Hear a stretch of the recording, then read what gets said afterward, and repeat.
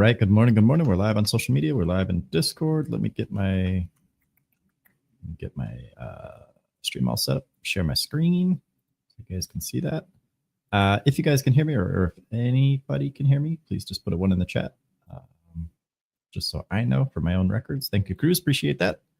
All right, cool. So just to get the ball rolling the best way possible, I'm going to go ahead and just kind of lay out the plan for the week for the next 2 years, I guess, on this account. But just the progress that we're continuing to make. So we started this one with 30 bucks. We added a contribution of $200. Then we traded, added that on last Thursday. Maybe, I think it might have been Thursday or Friday. I can't remember. I'll have to check. But either way, Monday I took a little bit of a hit. Tuesday, Wednesday, Thursday, Friday, obviously I made the 1+% every day. End of the week out at 236.48. Traded again yesterday, got another 1.5%. I think it was like 1.47 or something like that. Just a couple bucks, but it's small, it's achievable, it's a stupidly consistent base hit approach. And the goal here is to demonstrate over time the net compounding effect. And by the end of the month, I would like to turn this, 236.48 into 289.79. So not a huge dollar difference. However, it does add up stupidly fast, especially once you just continue compounding, right? So in all relative terms here, 289.79 minus 236.48 divided by 236.48, which is the starting amount. The goal is to be up 22.5% by the end of the month. And then that puts us in line for another $200 contribution. And then we can turn that 289.79 into almost $600, and then turn that almost into $1,000, and then almost, just over 1,400, then 2,000, then 26.73, then 35, then 4. And before you know it, I added this little column right here. This shows the difference from week to week. So for this week, the goal is to get 13.13. Now it's already skewed because I made more than my 1% yesterday. So it's going to be a little bit bigger, a little bit more aggressive than this kind of minimum chart goes. And I kind of want that to happen too, because there's going to be days where I don't get the 1%. I can almost guarantee it. And that's the chance where I just happen to buy it and it happens to be within 1% of the actual top for whatever reason. It's just how my luck goes, which is why we can't rely on luck. We have to plan. So this just kind of shows how much the dollar gain should be from week to week, or the dollar increase, I should say, because it does include the $200 contributions. And I'm going to keep driving this home until everybody sees the value in it. Because, $13 this week might not seem like much, but, in December, January, that doubles, more than doubles into, $26 to $29. And then it goes up to $50, and then it goes up to, $66, and then $90. And then before you know it, I'm making, 20s plus, like, what's that? 23.50 a day or something like that. And then, 161 a week, and then blah, blah, blah, blah, blah. And before you know it, within, I'd say, how many months is this?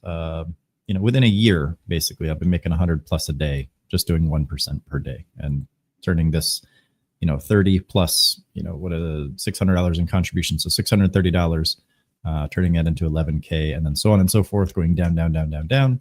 We breach 100K at 23 months. And then by 25 months, we're up to 164K. So it's a nice, beautiful process. It compounds stupidly quickly once the ball gets rolling, but it does seem a little bit boring early on because people want fast profits and they want them up front. So we're going to kind of take a step back. We're going to slow down and we're going to detox, because this is how you find success. If you want to do this long term, you build the muscle, right? So with that said, let's look for our 1% today. And again, you can do it with one trade. Like tomorrow, for example, I'm not live streaming in the morning, so I'll probably just do a one and done. I'll probably just put most of the portfolio into one trade and just lock a 1%. I'm not going to scale out or any of that stuff. I will be walking you guys through how I do that. But for right now, I just want to get you guys consistent and just show you how achievable it is in most cases to get this 1% over and over and over again. Hey, alarm clock, how you doing? Speaking of 1%. And the easier part is figuring out what 1% is. So in this case, EVOK is $10.78. Who here can tell me right off the top of your head what my 1% my take profit should be? Bebnet, that's a great question. Is it 1% on the account or 1% on every trade? And the overall account ROI is going to be the average of all your trades if you use all your settled cash. So on days like this where I'm live streaming, I'll do multiple trades and it's just the average of those outcomes, right? Which will be 1% if I get 1% on each of the trades, which we did, every day so far. But tomorrow I'll just do a 1% trade and just be done, probably on the whole account, just because I have the risk tolerance and I know I can hit the 1% if I can actually focus and not, try to look at comments and stuff like that, which, don't get me wrong, I love doing. I don't want to put it out there. But so in this case, this share is $10.78. No, obviously there's no confirmation here, right? I'm just using the price point. But I already know that in order to hit my 1% target on this, I would need to go from 1079 if this was my entry, but it's not. I'm not entering here, up to 1090, right? That's 11 cents, because the higher you go up in price, okay, per share, the farther you have to go in terms of price action. So that's why I prefer to keep them down low, ideally around $2. Like that's my sweet spot, but sometimes we'll do a little bit more, a little bit less, but I try to keep it around $2. That's just the recipe and the formula that I personally prefer.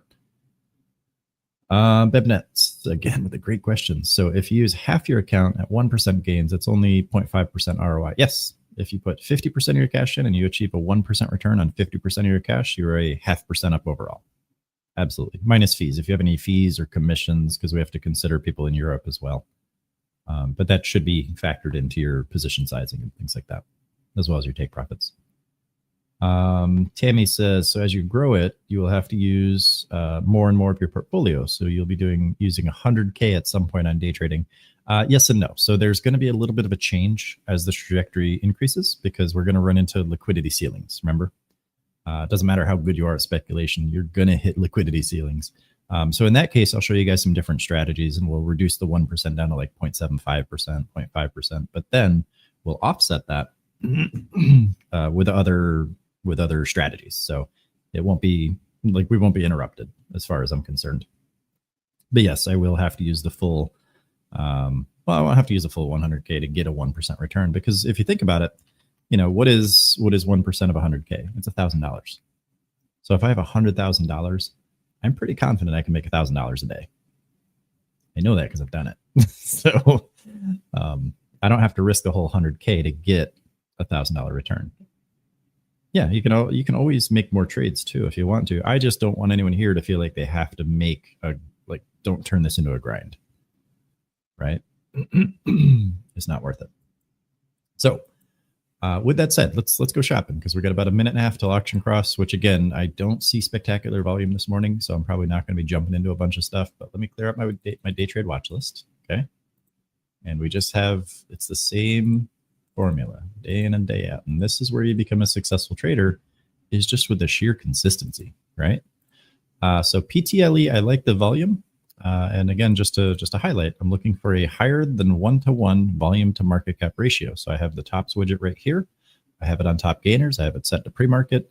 And I'm just looking at these two columns here, volume and market cap. And when I see these, and it's greater than 1-to-1, and I'll explain why in a minute, I also have to look at the price, because if this is too low, if it's like a 5-cent stock, the volume is going to be much higher than the market cap, because the market cap is the product of share price times float. So if the share price is very low, the market cap will naturally be very low. So I have to be cognizant of that when I'm building my list here. Doesn't mean I'm not going to trade this. It just means that that's something I have to be aware of. And previously, when I was down to like $30, $50 and just using a much smaller account, I couldn't trade this because it was 38 cents, and I would have to just break the laws of space and time and commit more money that I had in the account. So, but now that I'm making contributions and I'm not trimming the account down all the time, I could just let this grow, and now I can trade these if I want to, but I don't have to. God, I love that box. So, SPR is going back on the list today. Look at this, guys. We drew these yesterday. Isn't that beautiful? Pink, pink, pink, pink, pink. It's amazing. But greater than 1-to-1 risk volume to market cap ratio. SCNX, same thing. Now, I know a lot of you guys have a spotted history with this one, but we also drew these boxes. I'm telling you guys, look at these boxes. They're beautiful. We drew these probably weeks ago, right? And when there's volume, this is where these boxes come in. They become active. All we have to do is find them and then wait for the price to reach them again. And a lot of times, VSE, I already know Top's gonna be watching this one like a hawk. I can tell. I see a couple on here that I just know Top is gonna be salivating over. EVOK is a waste of space. It just popped up on this one earnings catalyst, or the looks like they got a definitive agreement. So they filed probably a 1.01, or I'd have to look at the 8Ks. Well, are they private? I can't remember this one. Are they domestic? Yeah, they're domestic, California. So there should be an 8K for that one, but I don't really care if a company enters an agreement, because that can mean a number of things. I'd have to look at it, but that's not the kind of stuff I look to trade. So I think we like Upwork. I don't. PCMD. I don't. So now I'm just kind of looking at what's left on the shelf. I don't really like too many of the charts that I'm seeing here. DENN, no, that's trash. BSE, I think I'll add this one just because we're familiar with it, but I think these are going to be my 4 tickers for the day. Yeah, exactly, Charlie. The volume to market cap on MSPR is 40.2 million to 732,000. That's what we like, right? We like that insane amount of volume. We like the attention from the market. So who can tell me what to do here? Should I be entering this trade?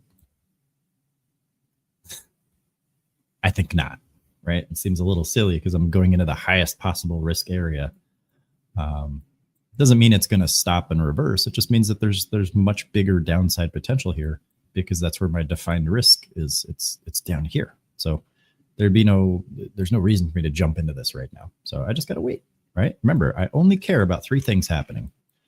I want to see the price start moving the direction it's going to make me money. I want to see it keep going. And then I want to get out when it stops doing that. And it's got to start from down here, up here, or up here. Well, down here, I guess, because the price is currently up here. I only care about it coming out of my boxes. Okay.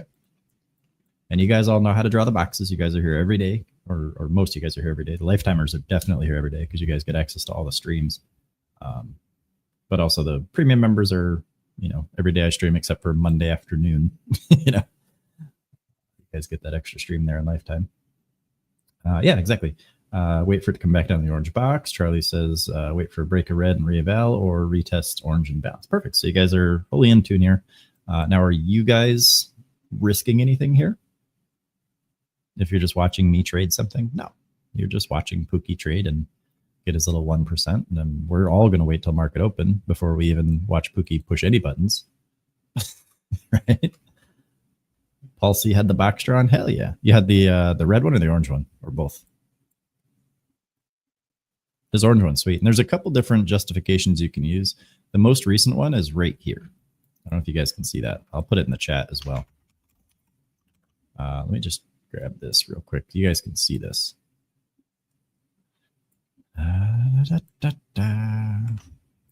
This candle right there. You guys see that? That is beautiful. Freaking love it. And now we're kind of forming this, right? It's a little big and this one's a little small compared to the disparity that I like to see. Like, I'd much rather prefer a combo like this. But it kind of fits, right? This is the larger red candle. It's coming out of a big area, but the box is already drawn, so I don't have to overthink it. You don't want to go too far on fine tuning these candles or the boxes. Just draw rough ranges. It'll happen. All right, VSEE. Again, that's kind of just I don't want to use this reference, but that's kind of the alpha dog tag along, for those that have seen the movie. We're just kind of we're keeping it around until we're done with it, and then we're going to take it out to the desert and do horrible stuff. But that's effectively what we're doing here. If it wants to go and earn its keep and prove its worth here, it's more than welcome to at any time.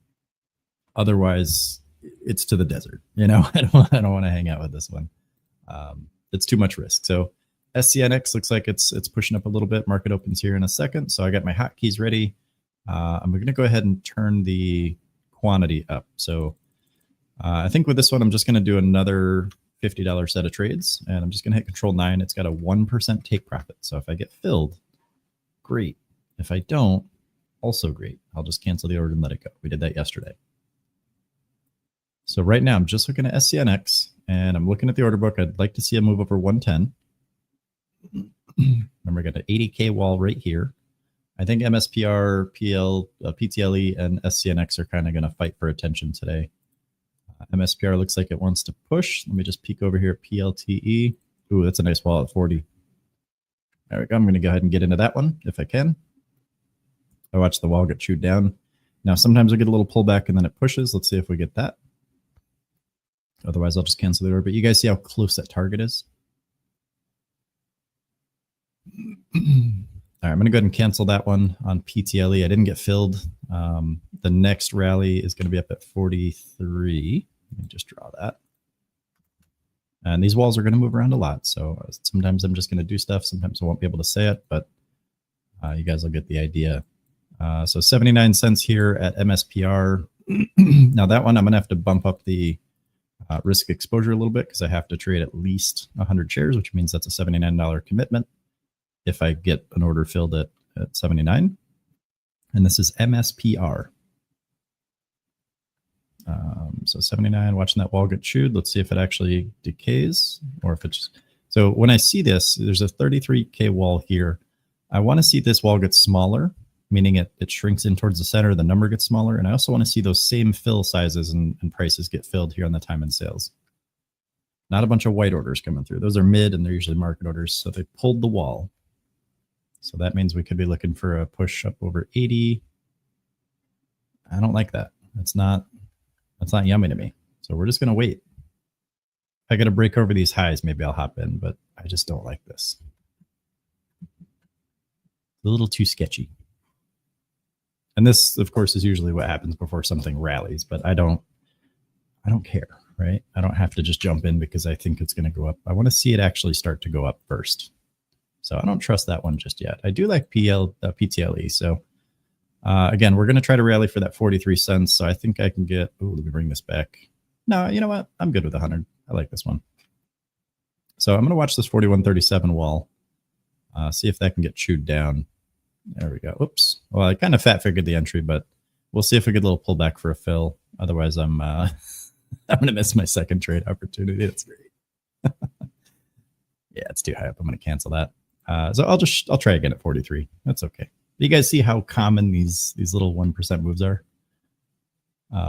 It's just a matter of looking for there to be pressure. All right, 10K, 43. Yeah, I'm going to go ahead and jump in here on PTLE. I'm going to push for a new high. Just a quick 1%, by the way. I don't need it to be, there we go, in and out. Boom, boom, boom, done. 0.39% up for the day. Next wall here is going to be 45. So let's draw that. Oops, there we go. And that's a 10.8K wall, which a 4-cent target would put me up to 49, which means I got the 46.44 wall in the way. So we're going to hold off on that one, or I am. You guys can do whatever you want. All right, let's check back on MSPR. Yeah, again, it wasn't giving me what I wanted to see. So I'm just going to do a little shot. Whoa, beautiful, beautiful, beautiful. I'm going to grab some SCNX right here. That's my $100 second fill. So I'm going to bump this back down to 50. So, and again, you guys see how close that target is. It's literally 1 cent because it's a dollar stock. So what are the odds that this just hits this specific price point and then moves right back down? Now, granted, I did challenge this top candle here and all that, but I think we get enough juice in the tank here for a 1 cent move. All right, there's a little heartbeat. There's a stall. That's good. So let's zoom in, make it dramatic. We'll scale it so it looks cool. There we go. Boom, filled in. We're going. I'm just kidding. We got our 1 cent. That's all I care about. All right, so I now have what do I have? Let me check. I'll be right back. I gotta go. Sorry, I have to check this off screen because it's got like account sensitive stuff on it. All right. So I got $40 in settled cash for an attempt to make my other 0.2% for the day. So I kind of like SCNX. I think it's got a lot of juice, but it's got to break out of this area here. right? We had a lot of pressure coming in. We're off the box that gave us multiple moves in the past, but now we're starting to see some stickiness. So I'd rather see a retest or, you know, just a clean push, but they're trying to suppress it down into this level. So just going to hang out. We don't have to force everything. So I set out, remember, I set out for the day knowing exactly how much money I wanted to make. We're on this one right here. So 239.87. So I need basically $2.50. So can I get that? Sure. If I don't, that's okay too. I've made more than 1% on other days, but I like this volume coming in. It just needs to be a little more decisive.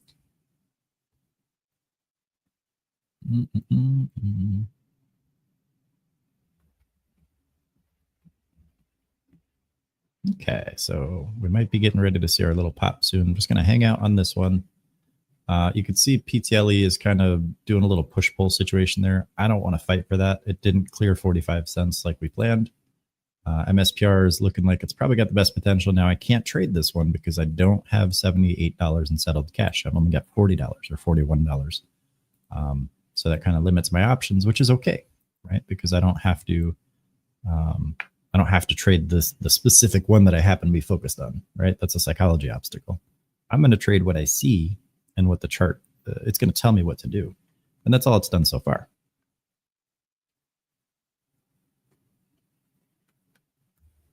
So my biggest fear for today is that I don't make my 1%, right? that shouldn't be a fear, right? Does it make sense for me to jump into this one right now? No, because the price isn't moving the direction I want it to go. Now remember, I want the price to do three things. I want it to start moving the direction that makes me money. I want it to keep moving that direction, and I want to get out when it tells me to get out, when it stops doing that.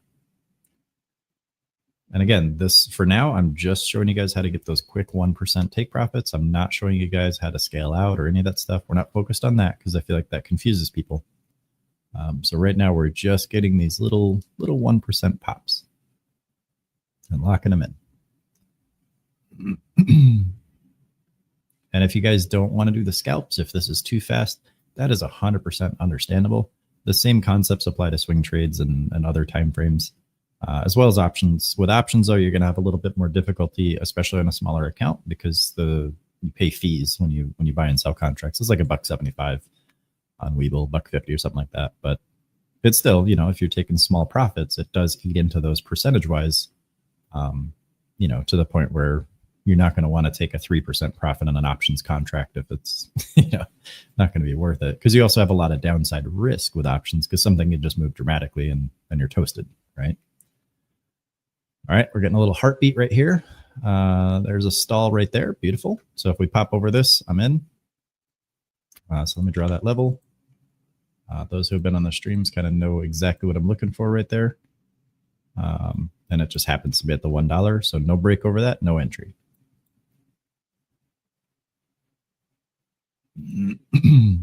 So this is where I could put like a buy stop in place if I wanted to. So we're back in the zone, right? Old trusty zone here, the box. Now, is there ever a guarantee this is going to hold? No. Does it have potential to blast up from there? Absolutely. Am I going to trade it all the way up there? No. It's a simple yes and no, right? I just want to catch a 1% pop, which means I needed to go from like $1 to $1.01 or $1.01 to $1.02. Just a very tight target for this strategy. So let me just peek around. I'm going to go shopping a little bit here. MSPR popped over. Now this one I can't really look at until it's over $1. I do like it overall. I like the volume on it, but I can't trade it below $1 at this point. Oops. PTLE's pulled back. And again, this one, I could trade in this area here, but I don't like it. I'd much rather wait for it to come down to here.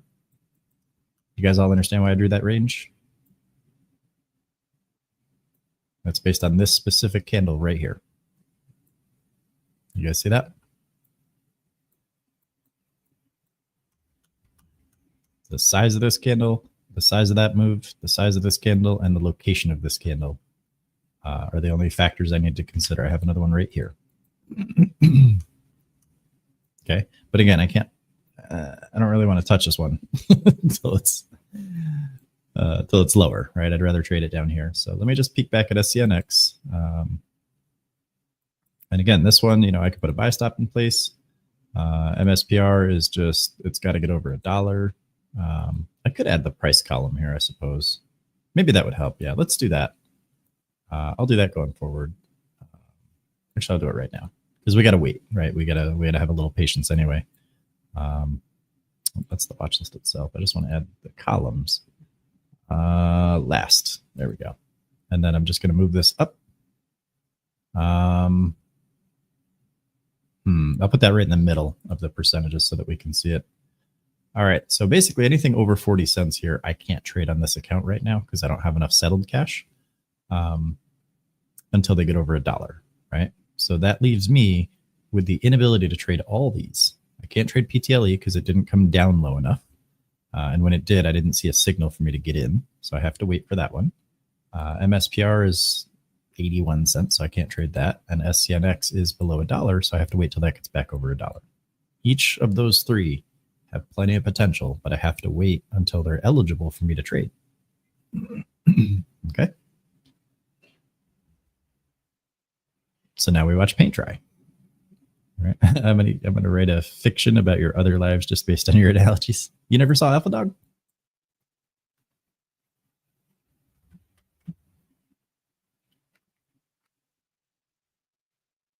You guys are going to be so, it's going to be so anticlimactic when I take this last trade because I'm just going to hit Control 9 and it's going to fill. And then it's probably just going to hit the target. All right. We're getting some juice here on SCNX. Going to go ahead and grab my entry here because it hit 101. There we go. I'm out. Boom, boom, boom. Done.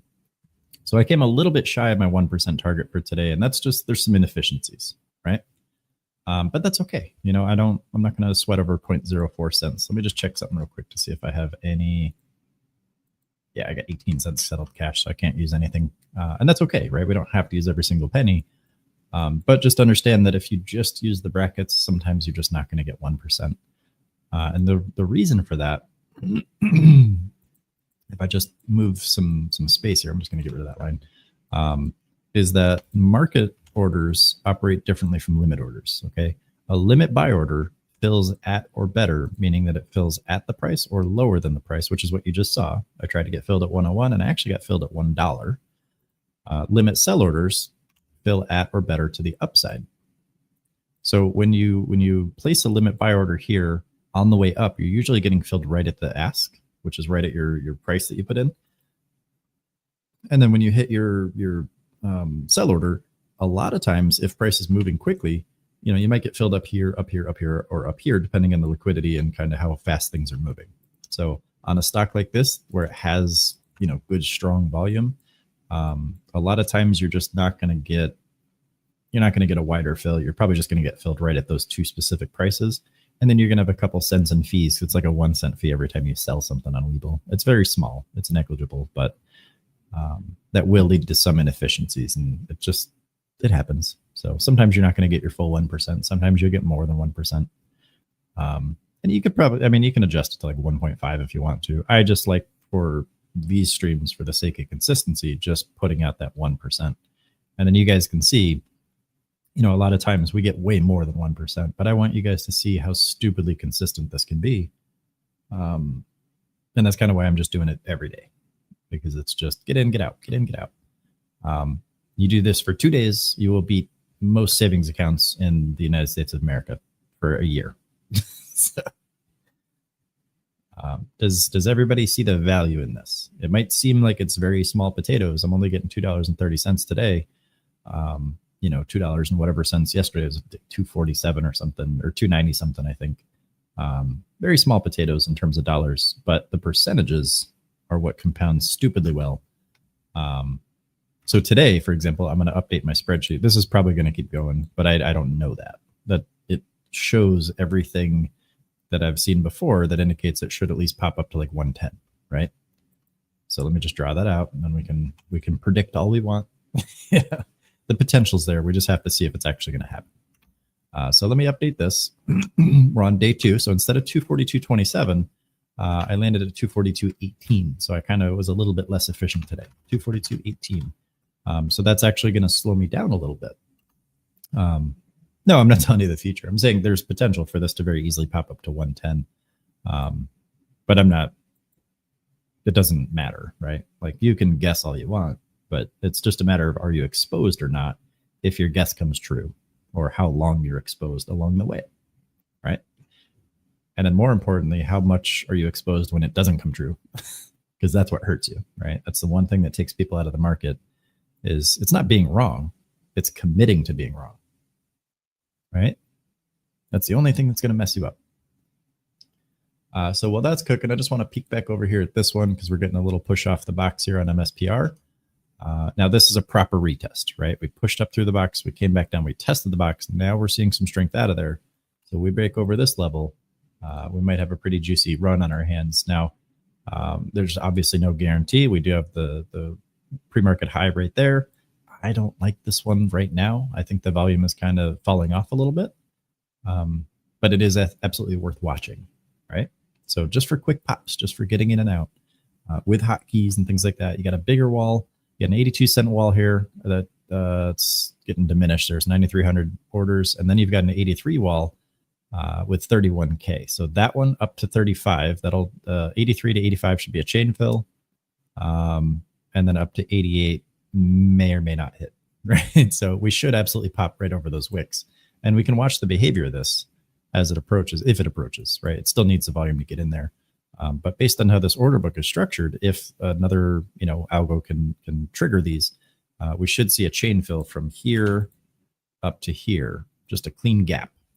Despite the fact that there's wicks here, that's what we should see in theory. It should kind of maybe do a little heartbeat and a stall here, and then just a quick pop.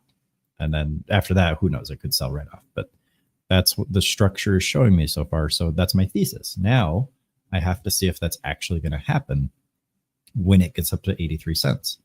And I don't know that. There's no way to know. But that's what should happen. So if we see anything different, that tells us, this is a huge red flag. Let's not trade it for a little while because things aren't making sense. But if it does exactly that, then we know that we can, potentially grab the breakout, and go higher with a tight risk just in case it turns back around.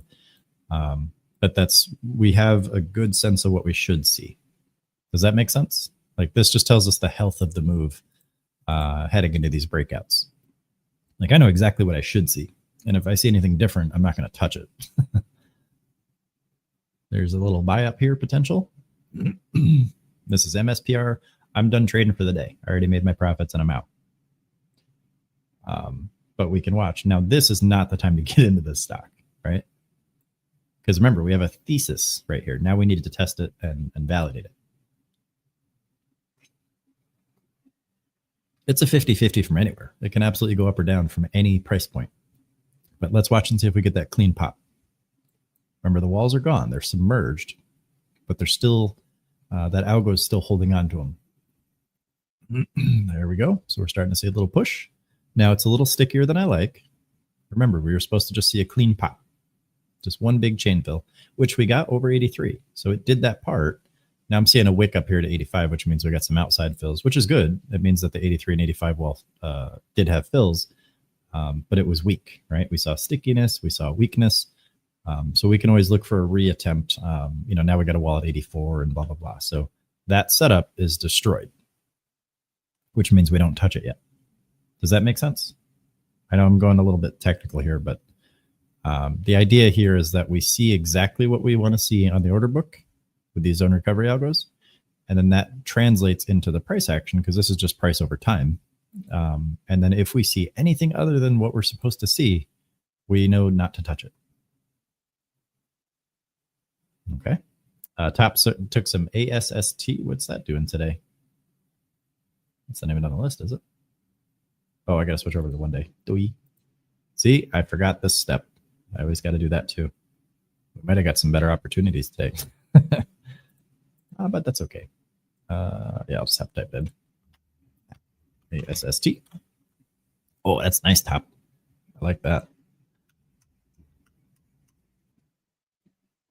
Good volatility on that one. Messy chart though. Paul took 2 scalps on SCNX. What did you? Oh, beautiful. Okay. Beautiful, beautiful. So far so good, right? Oh, that's not it, that one. I like it. So again, I could have very easily stayed in this one, made more profit, a little bit more profit, but this is the outcome that happened. Okay. It just happens to have happened. I can't guarantee that would have happened. There's definitely some alternate universe out there where this just plummeted, right?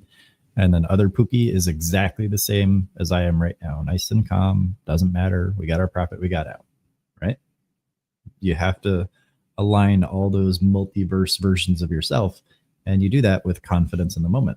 And you can't second guess yourself, beat yourself up, or let the end result dictate how you feel about your decision making, right? So in this case, and again, I'll show you guys how to scale out. I'll show you guys how to let runners run and all that stuff. But for right now, we're just focused on the three things that matter the most. A, proper position sizing, right? I was a little aggressive, but proper position sizing. B, finding areas of high potential. And that's what the boxes are. Does anybody have any questions about how I draw the boxes? If you do, put a 1 in the chat. If you understand how I draw the boxes, put a 2 in the chat, just so I know what to focus on, because I know I beat you guys over the head with the boxes every day. June says 1.5. Fair enough. I'll let a couple of you guys answer before I move on. We're just finding areas of potential. They're not guarantees. They're just areas where if the price does start to move up, typically we see much bigger moves out of those areas. Sometimes they're the bottoms. Sometimes they're just little pullbacks. Sometimes they're continuations and the price just pushes through and it just accelerates the price. Nova Spire says 1. All right, good stuff. June, did you have any questions specifically about the boxes? I know we had our call, our one-on-one, but I'm also curious, like, how's that working out for you? How are you're practicing, right? I know you sent me a couple, and I love seeing it. It's good stuff. All right, let me peek back over here at MSPR.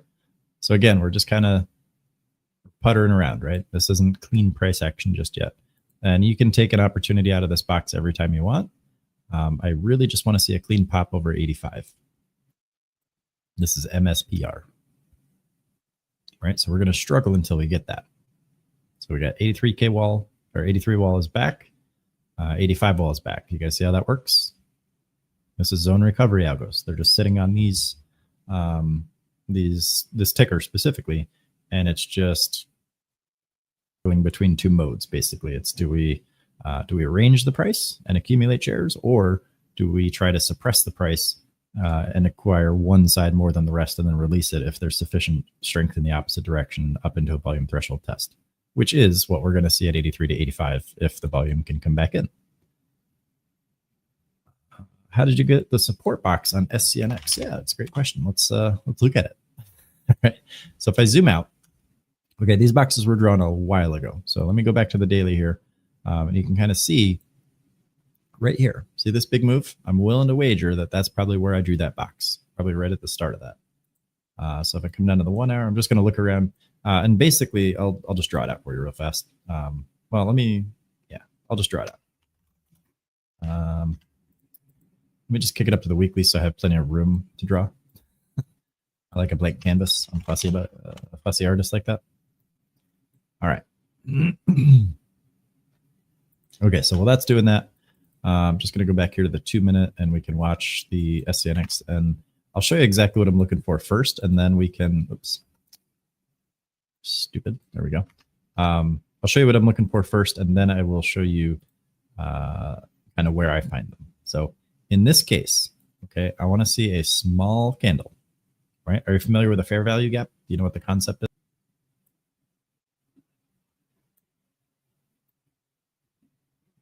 No? Okay. So basically, if you see 3 candles, and let me draw some wicks here, just so we can kind of, I'll do one of those, do one of these. That one's got an accent to it.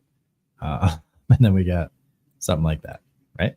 So basically, a fair value gap is when you see a setup where there's a gap between the wicks of the first candle and the third candle. So middle candle here is just nothing but gap, right? You see from like here to there, okay? If I draw that box, there's just solid candle in the way.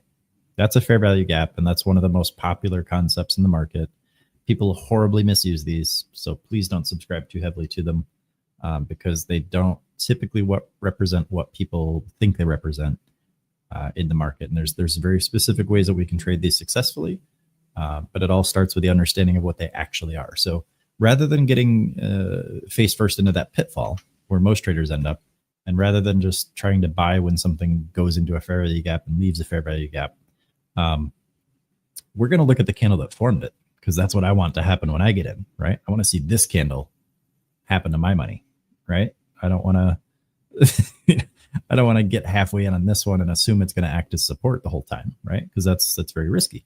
So I'd rather just look at the area where this formed, and then that is the move that I'd be looking for after I'm in. Does that make sense as a concept? So I'm really just looking for a big candle and then a little tiny candle before it. Okay, so that's pretty much it. So I'm looking for a displacement, and then more importantly, I'm looking for where it started. Okay, so if I just look back in time, it might take me some time here because it's it was a while ago, but I'll go back. I'm just looking for previous areas of volume, and this might be, yeah, this is it right here, I think. I'm trying to look because I can tell exactly where I would have drawn it based on the candles here. Now I don't see it on this day, so I think maybe this is another day where they just happen to work. But you guys can see we had a box here, and it happened to go up. It caught the price, was sticky here, and then it sent it up again, and then it sent the price down, kind of hung out, and then boom, we got a massive boost off that level afterward, right? So the levels are reusable, and that's because the algos that form these moves, these massive displacements, are all using these same zones, and that's all I care about. Sorry, and it happened there again as well. I'm just looking for where specifically these boxes were rooted. Yeah, it wasn't there. Oh, my Weeble's messing up. Dang it. All right, maybe I can't go back in time. Oh, okay, now I can. I'm just trying to find where specific. Usually I draw like a vertical line so I know what day it was, but I didn't do that to myself. So at some point, we're back in like March at this point. At some point there was a level drawn. It may have been on the 5 minute as well. Actually, let me check the 5 minute on that, because it might have just been a different day. If the volume is lower or the candles aren't as clean, I'll do it on the 5 minute. But it's the same pattern every single time. Maybe it was this.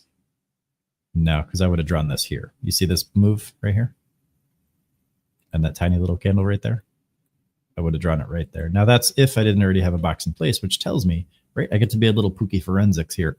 If I didn't draw the box here, that means I already had this box in place, right? So let's figure out where this box came from. Again, I would have drawn this box here for this guy, so I must have already had the box in place. So let's go back. Let's assuming it was in the 5 minute. And you probably understand the concept. I'm just looking for the specific origin of that specific box, so I can show you. Nope, that ain't it. And I'm skipping over all the, like when the chart looks like this, it's just like dashes and dots. I don't look at that stuff. It doesn't matter. There's nothing you can do with that data. It's kind of useless. Come on. Well, we're back in July again. I don't think it was back here. Maybe, who knows, man. It might have been just on a different time frame. But hopefully you get the concept, right? It's the same, like the box itself doesn't really matter. It's just the range at which, we identified that there was potential for a bigger move, because I'm just looking for these big displacements, right? Like this whole thing right here and this whole thing right here. I could just as easily draw boxes at the bases of those, right? Same concept. We're just looking to see, okay, we're going to follow this little armored truck around, right? And this is the analogy I like to use for this. We're going to follow this armored truck around to the bank, right? It's going to stop at these banks. It's going to leave the banks. And when it does, its doors are going to be flying open and money's going to be dropping all over the ground, right? So we don't want to try to confront this armored truck at the bank, because that's how we get hurt. Instead, we're going to wait till it starts to leave the bank. And that's where we wait for the price to start moving in the direction we want it to from the area of high potential. And because we're not going to just jump in as soon as it gets to one of those ranges, we have to wait, right? So if we look at this right here, if this is my box, it's hanging out at the bank right here. It's loading the truck up. The bags are stacking up in the back of the truck. But then once it starts to leave the bank, we're just going to drive behind it for a little while and pick up some money that falls. And then we're just going to turn off before it gets in the next bank. We don't need to go all the way to the next bank and overload our own car because that's risky, right? If we get caught driving around with all this money, they're going to be, hey, what are you doing? What the hell? You're robbing banks, right? And we're not, it doesn't matter. We don't get due process here when it comes to the market. The market's just, they're crooked cops. They're going to take our money, civil asset forfeiture and whatnot. So we don't have a choice. So our goal is just to not get pulled over in the first place. Don't get caught, right? We're just getting in and out. And that's the name of the game. We just look for these areas where these stash houses or banks are. We wait for them to roll up. We wait for them to load up and then to leave. And then we just follow them. And that's it. It makes it a lot less stressful, a lot easier. And then we just clip these little profits over and over and over again. And we just get our little small achievable base hits. And then we take the market and we stop looking at it. We put it back in our box. We put it in, next to our desk on the floor. And we go on about our day and we live our life, right? We got in, we got ours, we got out, we get over it, right? That way the market doesn't dictate your life and you're not, a slave to the charts, because that's not fun. Trust me, I've been there. It's not profitable either. So don't trick yourself into thinking you're going to make more money. All right, so MSPR is now in the orange box. Remember, the orange boxes are transitory, which means they're a little bit weaker. But you can see it's definitely got potential to push up. Now I need a confirmation. So so here's a key distinction, right? We have setup versus confirmation. So in this case, we have a setup. The price has punctured this orange box, all right? Now I need a confirmation. The setup here also aligns with a 5-candle strategy. Each of these 5 or more candles in a row has a lower high. So I can place a threshold right here at the high of the most recent candle. Now this one isn't closed, but it's big enough. So it's, it had a couple seconds left. It was going to close anyway. So if the price breaks over this yellow line, I can take an entry if I want to, but the next area is right there. So I don't necessarily want to take that trade unless I'm just looking for a quick in and out, and I can get out at 75 cents or something like that, 74.28 to 75, or at least sell most of my shares to scale out. Now, what I'd like to see instead is for this 5-candle run to get lower, lower, lower, closer to this orange box, because I'd much rather take an entry down here than right here. Does that make sense? There's just bigger profit potential. I don't want to run into complications when I'm trying to pull over on the side of the road and grab money off the off the roadway. So yes, is there absolutely more potential to the upside? Sure. Do I want to be in it? Probably not. Also, what's up, Bill? You got a hot mic. How's it going? Oh, okay. Fair enough. I just don't want anything personal getting on streams.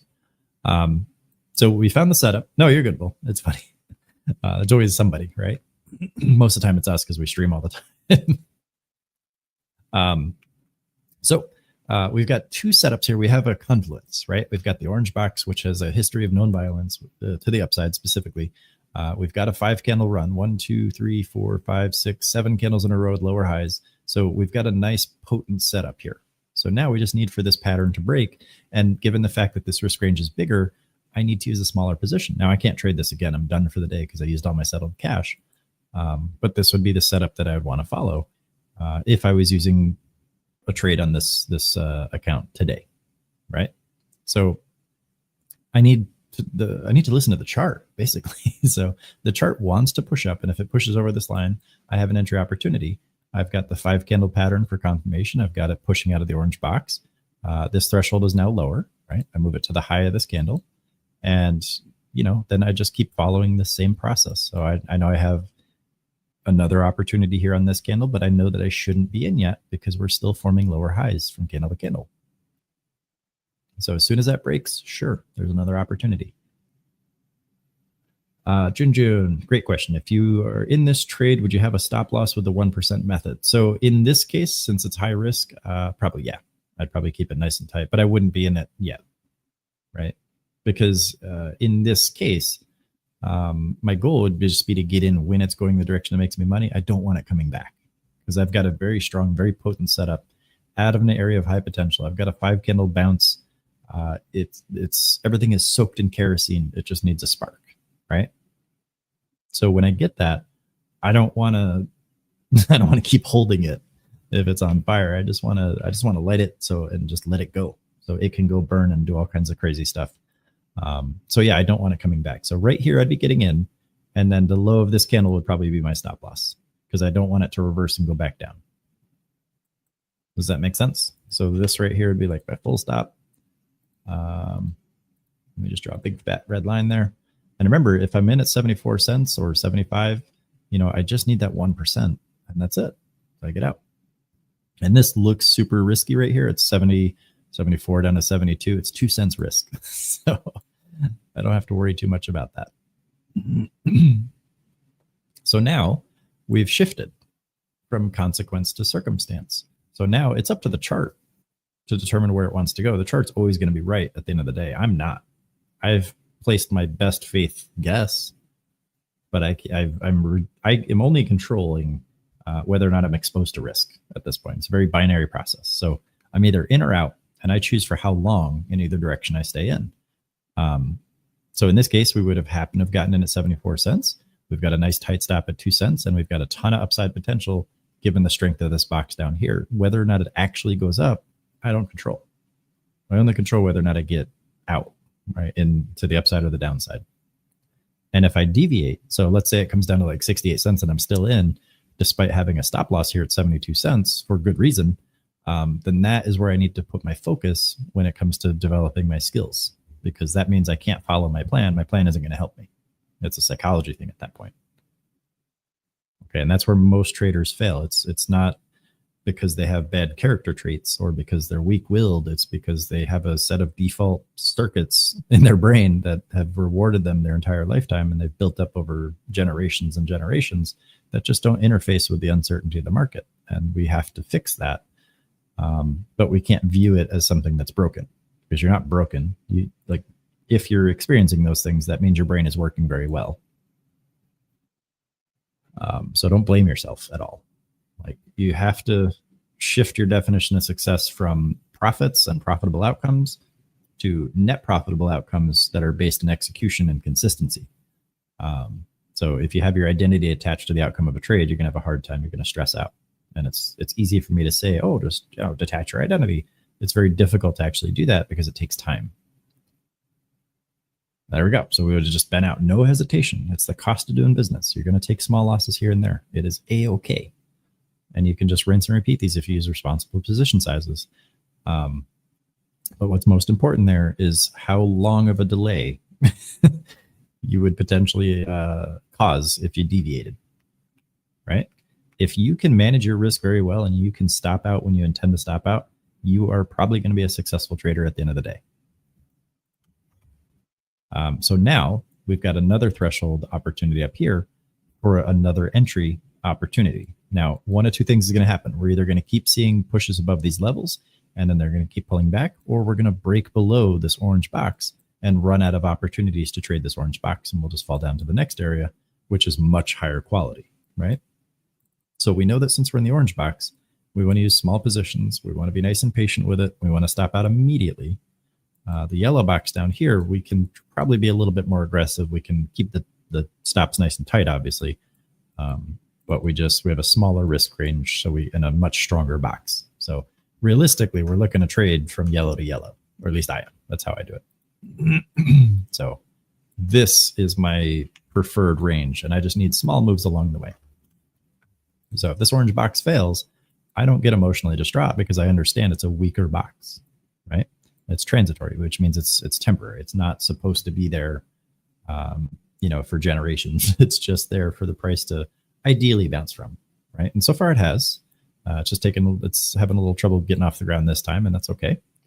Elton, could you explain the significance of the different color boxes? Yeah, so yellow boxes are it's a little bit subjective, right? I personally prefer to draw them a certain way. It really depends on you and what you see. The yellow boxes are the strongest. The strongest. I don't know why I said most. They're the strongest. They're the ones that have the best history of violent reactions. They're the ones that are held the most. They're kind of the ones that have the smallest origins. They have this. There's no examples on this time frame because I drew them back in the day. But I think I drew them. When did I draw these? I think I drew these yesterday, right? Or day before. Yeah, okay.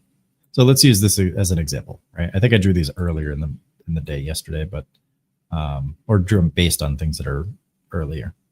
But either way, let's look at this example right here. Like this is this isn't the initial one, obviously, unless it was in the 5 minute. Look at the 5 minute. Sorry about this. I just got to make sure I'm using the right information here. Ah, there we go. Yes, perfect. So you guys see this right here? That little candle and then the big candle? Now this box I think was already drawn, but I think I redrew it, if I remember correctly. Anyway, I traded this. But you guys see how small this risk range is and the size of the move that it made compared to that? That's what makes this a nice strong level, plus the fact that the price hung out there repeatedly and has a history of violent moves off that same level or through the level. So like right here, for example, much bigger move, right?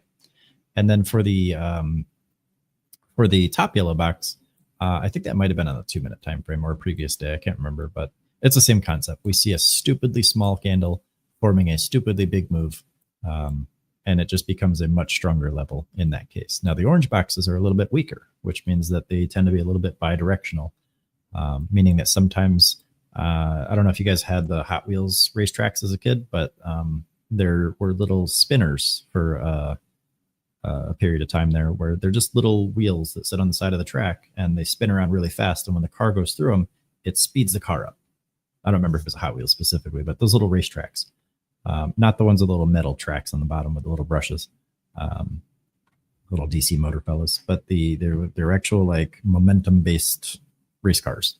And when they would go through these little gates, then those wheels would slingshot the car forward and speed it up even faster. And that would propel it around the track for longer, right? And that's kind of what these orange boxes do. Now, we don't know which direction they're spinning, though. So it could spin it very quickly to the downside. It could spin it very quickly to the upside. We just know that it doesn't like to hang out here for very long when there's an abundance of volume. When there's a lack of volume, all these zones become strong magnets and it pulls the price in and they hang out there. But when the price comes in, then they displace. They turn into, the magnets switch polarity and they reject the price. It doesn't matter what direction they go. The price doesn't want to be there. It's an abusive household at that point, this is when the family comes over. The stock wants to go and hang out in its room. It doesn't want to be out there in the dining room arguing about politics and stuff. So when there's no volume, when no one's home, it hangs out. Like it's chilling on the couch watching Netflix. When the family comes over, everybody starts, buzzing up, then they take off. They don't want to be there. Does that make sense? And the red ones, these are just purely momentum. They're very good reversal zones in a lot of cases. But a lot of times we're just looking for strong momentum. These are the most risky ones, and they tend to be a little bit wider in range because they're distribution gaps. But they're kind of the same as the orange ones in that they just have a higher likelihood of reversal, but it's the same concept in that they just slingshot the price one way or the other. So I think of these almost like a mountaintop, if that makes it easier. All right, so in this case, if we were doing the same strategy, all right, we would have had an entry here with this candle right here, the low of that candle being the stop loss. Does that make sense? Because we watched the candle highs get lower and lower, and then we would have seen a breach of that, and then we use this, the low of that same candle as the entry or the stop loss. Sorry. So let me catch up on the chat here. Elton, does that answer your question though? Does it make sense? And that's just my own system. It doesn't doesn't really matter. The risks are all the same. It's always one candle or less. Charlie, which time frame do you find most helpful when boxing? And do you care the direction of the little candle before the big one? Nope. So for the second question, do I care which direction it goes? Absolutely not. I do not care, because most of the time they're going to be dojis, and that's just a consolidation candle or indecision if there's a lack of volume. I only care that there's participation there. That's all I care about. Great question, though. I do care about the direction of the big candle. All right, so which time frame do I find the most helpful? Honestly, just the cleanest and lowest one I can find. If I'm trading low float trash like this, it's probably going to be the 2 or 3 minute. If I'm trading a swing trade or something that's choppy and has dashes and dots on the low time frames, I just have to go up the time frames until those gaps and dashes disappear. So it doesn't really matter too much. Obviously, the higher the time frame, the stronger the zones tend to be. But the fewer they are, the farther apart they are, which means you have less frequency. And that's just kind of how it is. There's always a trade-off. So I personally prefer to do the scalp so I can get my 1% per day. And you can still do that with swings. It's just because I'm live streaming, it's a little bit more efficient for me to do it on streams in real time so I can teach you guys about the volume and liquidity. So there's no wrong answer there. I don't want anyone to feel like they have to do this to be successful. Lee's coaching program, I'll put that link in here just so anybody who hasn't already had a coach can check that out. It's not a sales pitch. I just want you guys to know what's available, and I don't put things in front of you unless I believe it can benefit you. So check it out if you want. Lee Mad Maverick is the equity swing coach, and he teaches the fundamental research, the due diligence process, and he'll help you build out your trading plan. He actually streams this Thursday in free, and he makes it a lot simpler than I do. So both of our strategies work. We actually trade swings in a very similar ways. Look at that. Nice. So there would be our 1% target, 2%, maybe. I don't remember what I guess that would be from like there to there's about 2%. Pretty easy. When we went maybe 3.5%. So again, just in terms of getting these little targets hit, it's pretty straightforward. But yeah, Lee coaches. He's got a nice accent. You know, his voice is a little bit smoother than mine. Then he'll walk you through everything. He's got a nice, easy swing trade. It's a trend following strategy.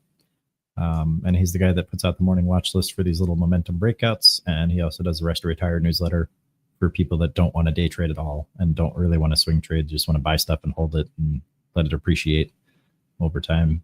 And I know appreciate is the bad word because it's not a physical asset, but you guys get the idea. Do we have any CPAs in here? My brain just went down that rabbit hole.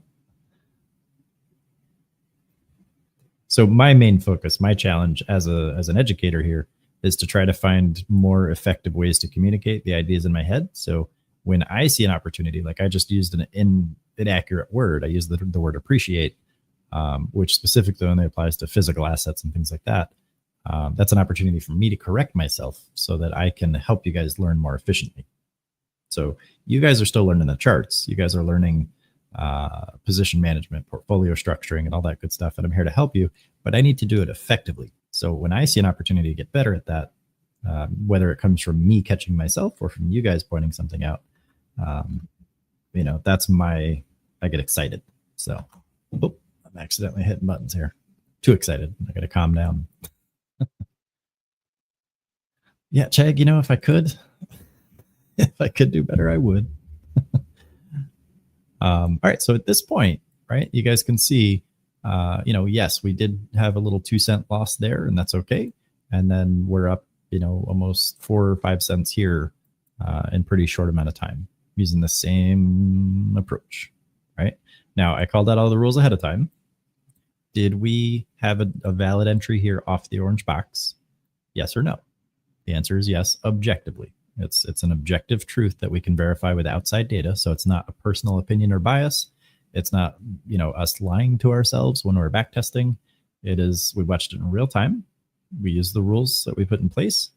We did have a stop out previously, and that's part of the data as well. So we have to look at all the data.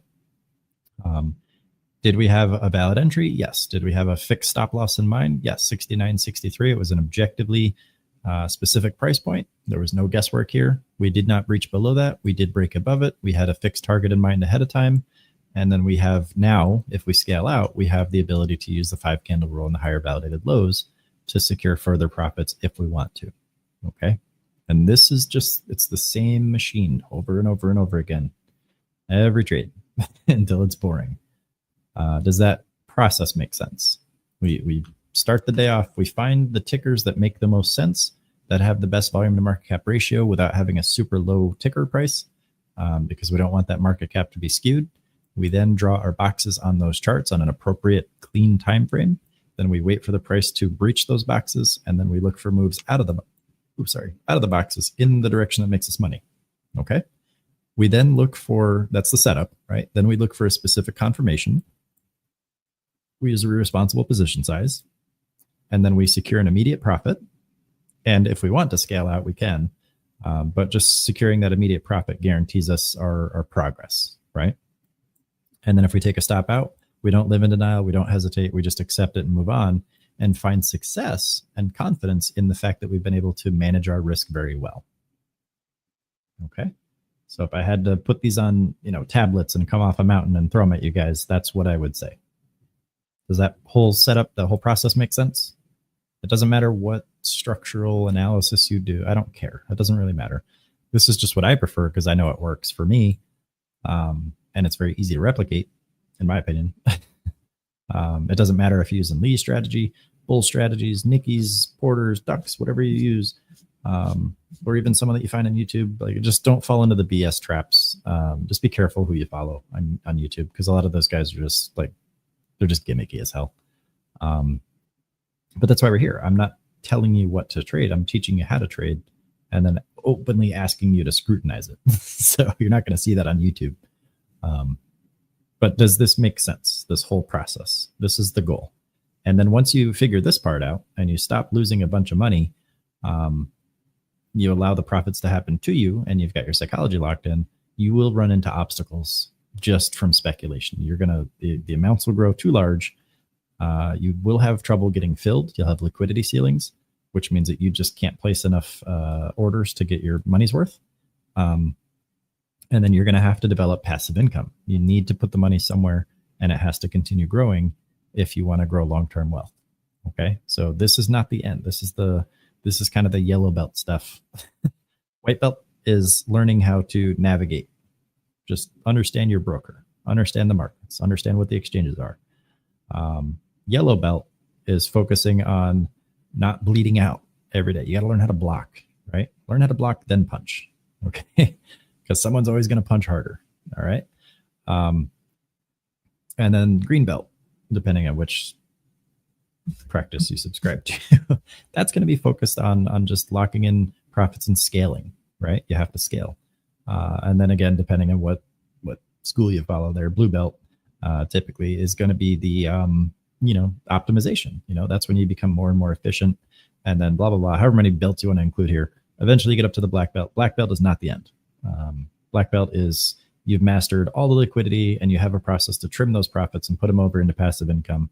Then, and only then, do you focus on enhancing. And that's where you get into the real wealth. And that's where you can do things like, diversify outside the market and things like that. So just learning the market is a small part of the journey. There's so much more when it comes to financial success than just charts. So I don't want anyone here to focus too much on technical analysis. But this is where we tend to focus, and this is where we tend to find the most stickiness, because this is where it's just our first encounter with consistent uncertainty and trying to get our identity out of it. So it's always going to be the hardest Band-Aid to rip off. At some point, you just got to be honest with yourself and be like, I can't try to be right all the time. So I need to focus on finding another way to be successful. And that is choosing when you get in and choosing when you get out, and understanding that you always have that control. Okay. So I don't want to get too preachy and too lectury, because that's all I do on these streams, but hopefully you guys see the value in just being consistent, and more importantly, not just knowing concepts, but filling it in with specifics. So if you're just looking for like a no BS way to trade, this is a pretty easy way, in my opinion, to just at least collect data, right? And it should be pretty consistent in terms of small profits, but it's going to be very difficult for most people to accept that, because they see 600% profits over here. They see SPY 0 days nailing 1700% over here. They see, Tesla and all this other stuff. They see Bitcoin going up to, from 70K up to 120K. They see all these big numbers flying around, and then there's an immediate and an inherent tendency to want to compare, right? Because that's how we are as humans. It's part of our default wiring. So it causes us to reject these little small consistent base hits. And this is what Tagman used to go on for hours about, just small base hits. I mean, the dude nailed it. He was, 5 or 6 figures in debt, and then just started locking in, and he just crawled his way up, and he's living the dream. I mean, he's been screaming it for years here. So love that man to death. He had it right. He's always had it right. And I said that as soon as I joined here. I was like, everybody needs to listen to this guy. And a lot of people did, and it's awesome, but it's very easy to kind of want more, right? Our brain, here's the secret. Your brain is always going to want more. There's never enough. It's just not, our brain literally doesn't have that part. It doesn't, satisfaction within the brain is always fleeting. It's always temporary. And that's where things like addiction become very powerful, because there's even less of a limitation there. So we have to find ways to have kind of spillover, right? It's not just, is this enough or is this not enough? It's, is this enough for this? And then you always have to connect to something else. And that's how you make that's how you build any skill set, any habit. If you really dig into the core logic of skill building, it's always, can I stand at the plate? For baseball, for example, are my feet properly positioned? Can I do this enough? Can I get comfortable standing here? And then nobody just wants to stand there, right? If you just stand at the plate, you're going to look like an idiot. So it's always, the next step is, can I stand here well enough to start swinging the bat or to start watching the ball come in, to get comfortable? And then am I comfortable enough, and can I focus enough to actually swing the bat? And when I do that, is this blah, blah, blah. And then hitting the ball isn't the end, right? You also have to consider getting hit, when to not swing and all that good stuff. But it's just a progression of skill build. And that's what you have to do in the market. You have to find out, what the hell is a broker? What's an exchange? How many exchanges are there? Who here knows that NASDAQ has earnings? Did you guys know that? It's an actual private company. Most traders don't. It's okay if you don't. It's just, we just don't know stuff until someone like Pookie says it, right? And then trust but verify, right? Don't trust me. Don't trust anyone here. Don't trust anyone outside anywhere. Go verify it. Go Google it. Google, does NASDAQ have earnings? And then, does it impact you? Probably not. Is it something now that you know that you didn't before? Absolutely. So it's up to you to determine the value of that information. And it's the same concept as when you take losses in the market. You pay a cost no matter what. Here, you're committing time by watching my stream. You assign a value.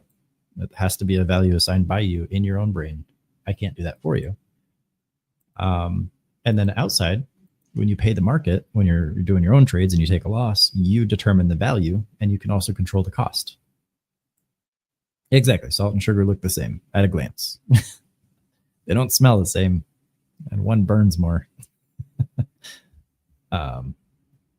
And yeah, Mr. OG, I'm going to take that a step further and say that salt and sugar look the same, especially to slugs. You kind of have to live your life like a slug when it comes to information. You can see information, but you have to be very careful what you let in.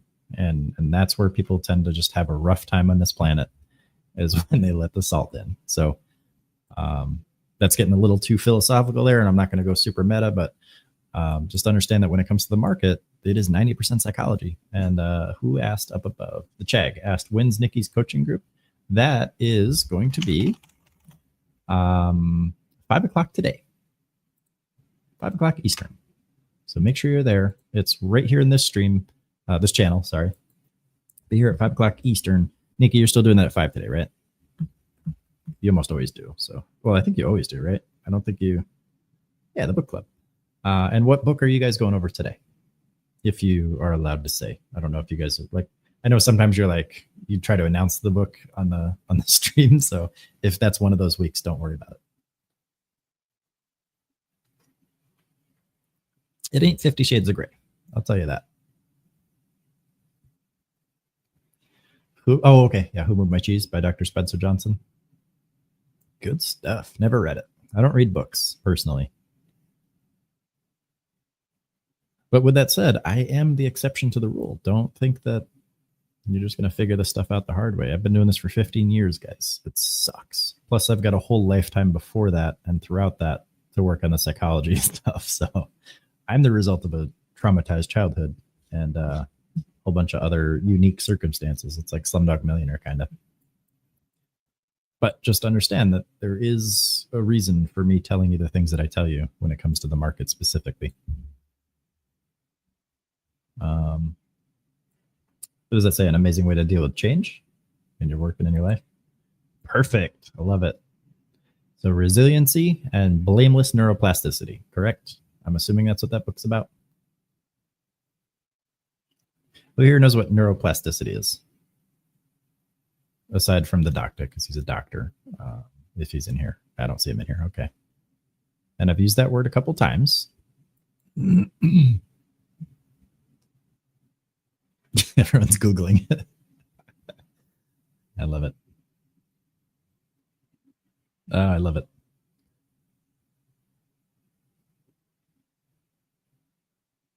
Okay, so neuroplasticity is your ability to correct yourself, basically. When you, yes, it's plastic from bottles in your amygdala. Yes. Oh, hang on, I got a cough. Snowflake's trying to kill me. Yeah, so, oh, look at that. Nice little opportunity here on PTLE potentially. Remember, we got a 3580 wall, 85.9K. Let's see if this wall gets destroyed. Now, remember, we see orders coming through here on the time and sales, but I don't see this wall moving. That means it's fake. So guess what this means? We don't touch it. Or adaptability, I can't remember yet. I can't remember. So neuroplasticity is one of the brain's best and most effective systems for making corrections. So if, for example, you have a nervous tick, okay, and maybe it's giggling or something, maybe it's something outward, and someone draws attention to it. Now, obviously, we have. Let me try to make this concise. So, you got the id, ego, superego. Id is your animalistic, reactive state. It's your kind of baser self impulse. Your ego is your kind of limiter. That's your consciousness. It's your ability to think and put limits in place so that you don't act out those impulses. And then the superego is like societal pressure from within. That's the expectation you place on yourself, blah, blah, blah, right? Very basic crash course into Freud stuff. I don't agree with everything he said, but that's a very easy framework to start with. So when we have a nervous tick or something, like we bounce our leg all the time, or we giggle a lot, or we roll our eyes, and that provides a negative reaction from someone else, it makes us feel bad in some cases, right? When we start to feel bad, or when we start to feel uncertain, or any number of other things, our brain perceives that signal. It doesn't like the stress, so it resolves it in a way that it knows how the best. So in this case, a lot of times it's just correcting the behavior, and we correct the behavior by catching ourselves and developing the pathways within the brain to change that behavior to something else, right? Maybe it's clenching your jaw or your fists instead, right? Now that's a weird example. There's a lot of other ways that the brain does this stuff, and it's pretty cool. But what we have to be very mindful of is that neuroplasticity often relies on self-blame, because usually when we're the one that receives the signal, we feel like we're the source of it. And a lot of times we are, but it's not necessarily a valid source or a valid signal, right? Sometimes someone's just having a bad day and they just happen to snap at us. We feel bad. And then that has potential to change our behavior. And that's how we end up walking on eggshells. And that's how we end up compromising ourselves in social situations. We don't want to do that. So rather than letting all that blame in, and specifically with the market, like when we have a bad outcome in a trade, for example, or a negative outcome, our brain wants to blame us. It starts fault finding. It's like, well, you guessed wrong. You timed it wrong. You're stupid. You're never going to be good at this. You always lose, blah, blah, blah. Like that's the spiral that we all tend to fall into when we're new. Rather than saying, hey, I managed my risk really well. I used an appropriate position size for this trade. I had a clean plan before I started. Maybe I followed it, maybe I didn't, but here's the data I got, right? I paid the market for data and I got the data. Now I can use the data. That's my next step. I don't need to sit here and wallow in self-blame because that doesn't do anything. Actually, it does, but it's counterproductive. It actually sets you back. That doesn't mean you can't have your accountability. It just means you don't need to blame yourself. And that's where people mess themselves up. Does everyone understand the difference there? And does that make sense? And also, sorry, the market's just kind of slow as hell right now. There's not much going on. So we're just keeping PTLE up because it's the last one that threw a signal.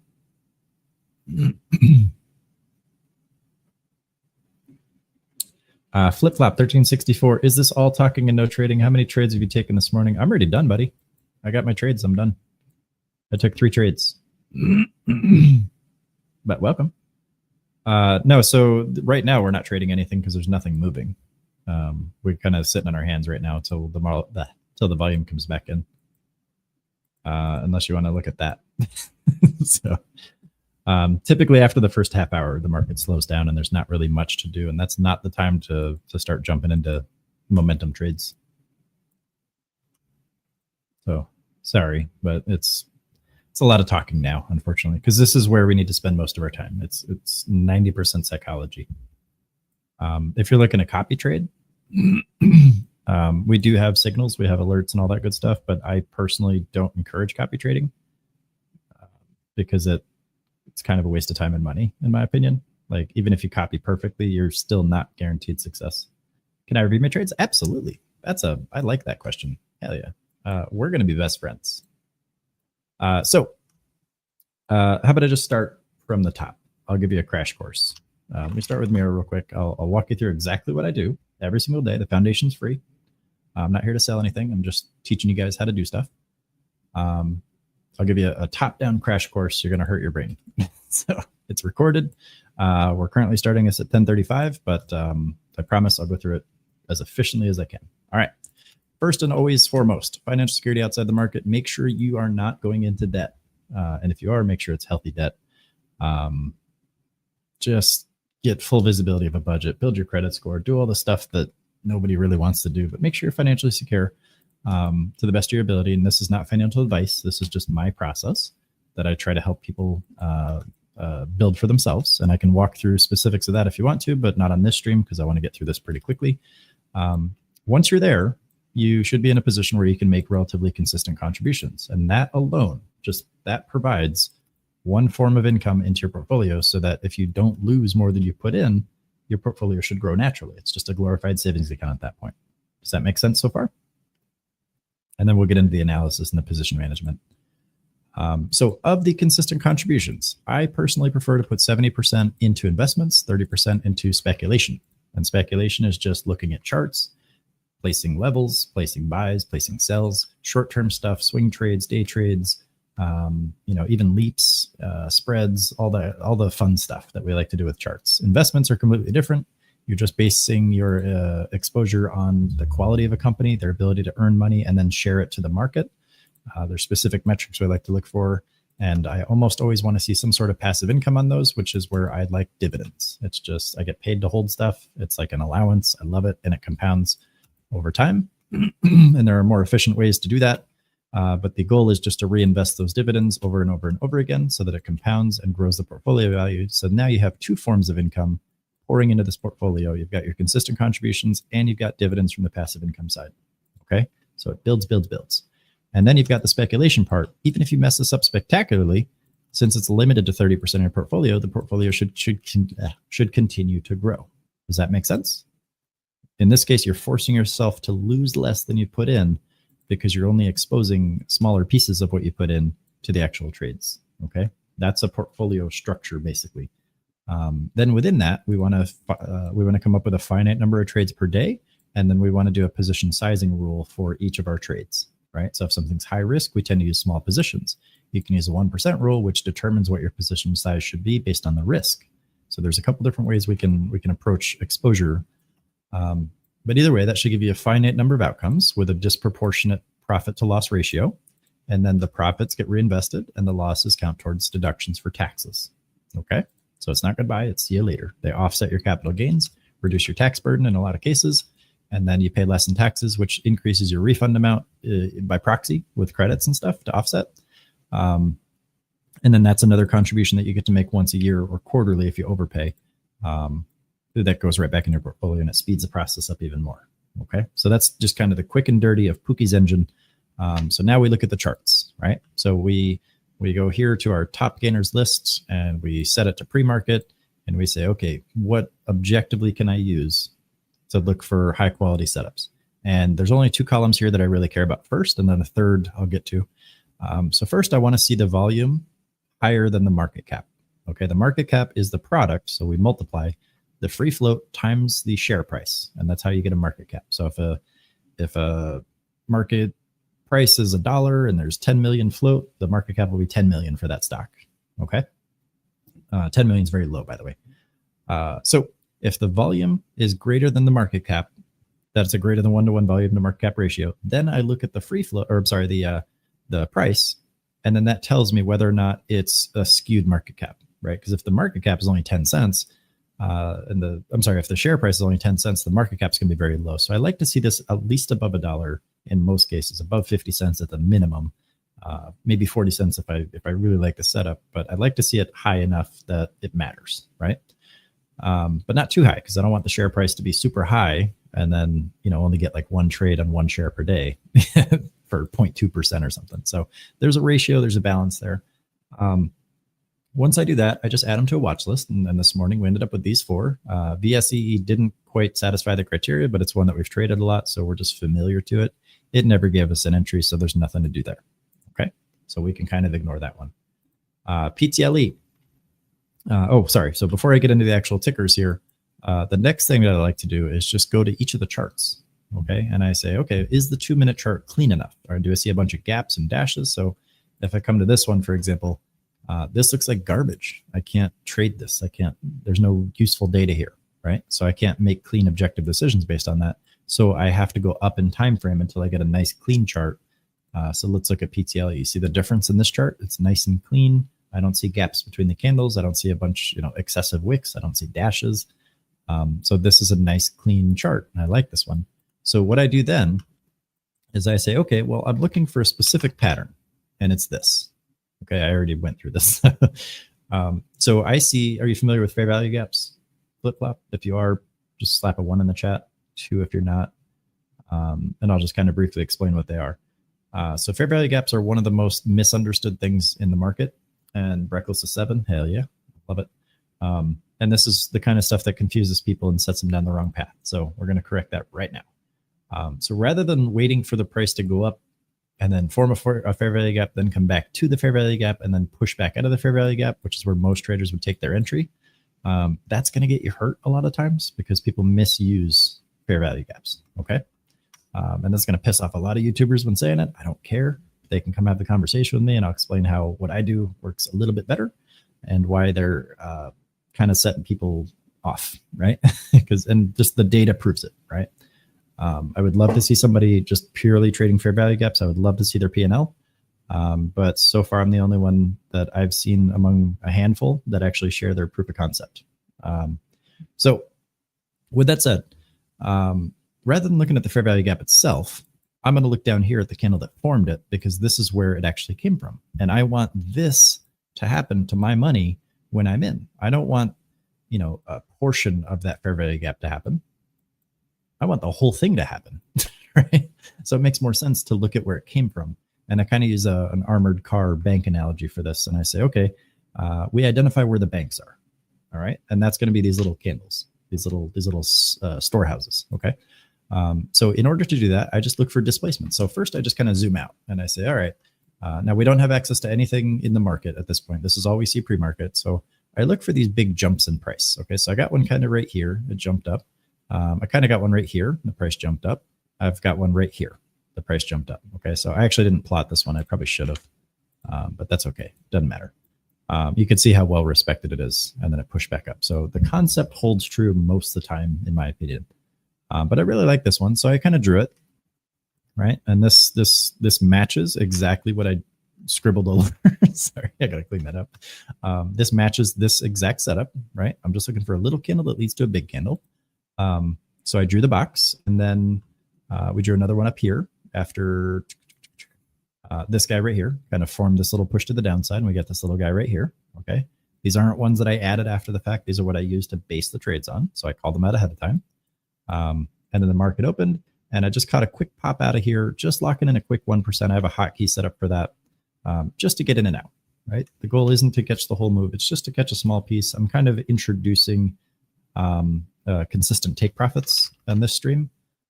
So I'm making a $200 monthly contribution, started with 30 bucks. The goal is just to get 1% per day.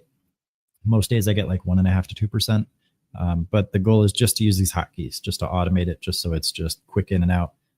So I can show the compounding effect. So basically it's a 22.5% overall increase in ROI per month, and it compounds on a daily basis at 1%. So that's a total of 5K in contributions. Over 25 months, that will scale up to 165, well, about 165K. Now there's going to be little inefficiencies here and there. Like today, I was like 0.04% off for my 1% minimum. And that's just because of what I traded and how I traded it. And that's okay. But 1% is stupidly consistent, and it's something that most people just kind of blow off as not good enough. And I'm here to prove that it absolutely is good enough. Because I don't know anyone that would pass off 165K in 2 years, right? That's 80K a year on average for those 2 years. Now, you're not going to get to spend that, and you got to go through the actual 2-year period, but you guys see the end result here, and I've done all the math for you guys. I proved it out. Here's a difference column. So at some point, what is this? 15 months in, I should be making about $1,000 a week, so $200 a day with the same account. Does that make sense? And I've done this before. It's not, this is one of the easiest ways, in my opinion, for me personally, just to grow these smaller accounts. My main obstacle here is I just keep trimming the accounts down to keep them small and relatable for people. But I think we're at the point where most of the people that keep showing up to these streams have been here long enough. They kind of get the process. So now I'm just going to let it grow. Okay. So that was the one and only trade I took this morning on this ticker. And if we go down to like the 1 minute, you can probably see it was just a break over this candle, this box, and it just got in and out automatically. It was like within, let me pull up the order history here. PLTE, it was, so I got filled. It was a 7-second trade. So I just got in, got out. Pretty straightforward stuff in that case. And then I just did the same thing with the other tickers here. We got MSPR. We drew our box. I drew these boxes previously. I drew it last week, I think, maybe yesterday. I don't remember. Didn't get an actual entry for this one, so we just kind of walked through the example entries on this one specifically. But I did trade SCNX. And in this case, again, just did the same exact thing. We got to move out of this box. I got in, got out. And I don't know why it sends. Oh, because this one kind of did a little push-pull situation. My bad. So it just kind of hovered and then it popped on the next candle.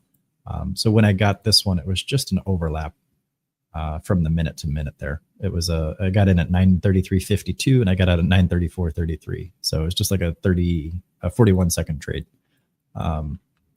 Which is quick, right? And these concepts also apply to swing trades. So I don't want anyone to feel like they have to do this stuff to make money.